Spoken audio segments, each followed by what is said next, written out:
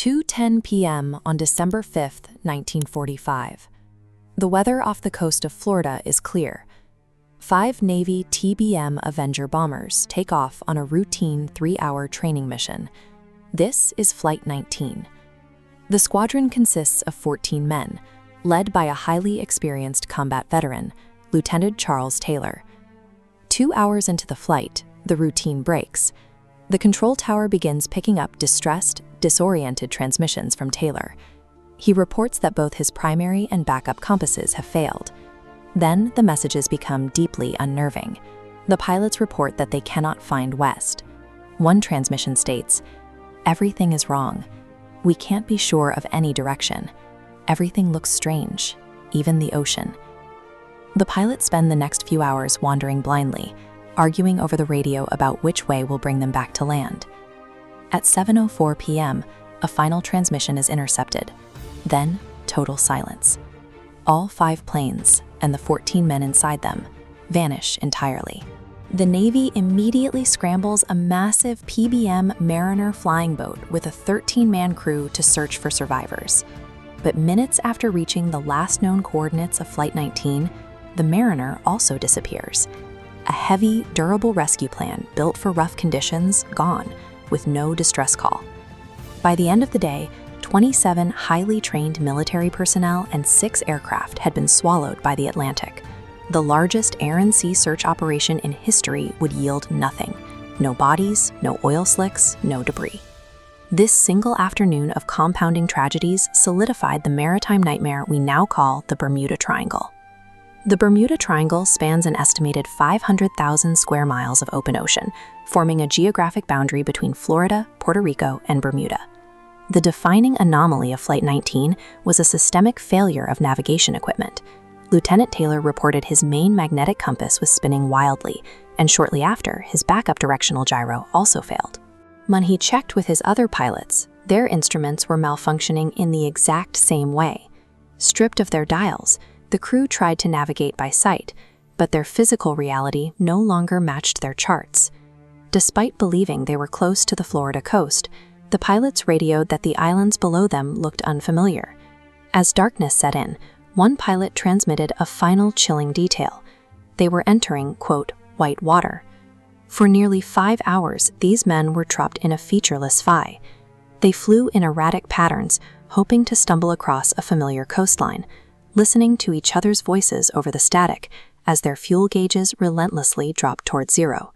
Taylor's standing order was that once the first plane dropped below 10 gallons, they would all ditch into the sea together. When the world's most advanced military was unable to explain how 6 aircraft and 27 men could simply evaporate, a vacuum of logic was created. Nature had defeated technology so completely that the public began looking for answers outside the realm of established science. Over the decades, theories emerged to fill that void. Some claimed Atlantis possessed ancient weapons that dragged ships under. Others blamed alien abductions or interdimensional time portals. In the 1970s, a pilot reported flying through a strange, clinging electronic fog that rapidly transported his plane miles off course while frying his instruments. But the actual science of this region offers explanations that are much more grounded and highly lethal. This animated diagram shows the Earth's 2 poles, the geographic North Pole and the shifting magnetic North Pole. There are specific places on Earth where these 2 separate points perfectly align, known as the agonic line. If an aircraft flies over this specific invisible threshold, the magnetic variations cancel each other out. Unless a pilot is strictly trained to account for this geographic anomaly, their compass will spin aimlessly, completely stripping them of their ability to find true north. Down at the surface, other natural hazards lie in wait. This cross-section illustrates how pockets of methane gas trapped beneath the seafloor can violently erupt. As millions of bubbles rise, they act like a localized sinkhole, instantly reducing the water's density. A ship caught above this eruption should lose its buoyancy and sink in seconds. Add to that the proven existence of 90-foot rogue waves, and the ocean becomes a chaotic minefield.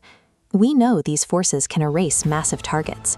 In March 1918, the USS Cyclops, a 550-foot steel-hulled Navy cargo ship, vanished inside the triangle. Carrying 309 men, no wreckage was ever found, and no distress call was ever sent. Whether a crew is blinded by a localized shift in the Earth's magnetic field or swallowed by a sudden methane eruption, the result is identical. In a matter of seconds, human machinery is rendered entirely useless by the sheer, unfeeling power of the planet. For over 75 years, we have thrown our most advanced technology at the Bermuda Triangle. Deep-sea submersibles, high-frequency sonar, and satellite mapping have scanned millions of square miles of the Atlantic floor. Yet, despite all of our mapping and scanning, we have failed to locate a single confirmed piece of wreckage from Flight 19. No fuselage, no engine block, nothing remains.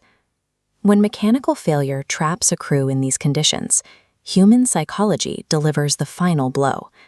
Survival experts call it condition black, a state where immense fear and stress hijack the brain's cognitive centers. Highly trained professionals lose their rationality. They misread instruments, argue over directions, and make fatal errors in their final moments. We tell ourselves stories about alien abductions and dimensional portals because it gives the tragedy a purpose.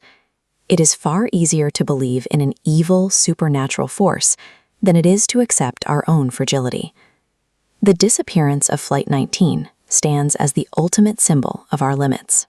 We want to conquer the Earth, but the ocean remains an indifferent, uncharted void.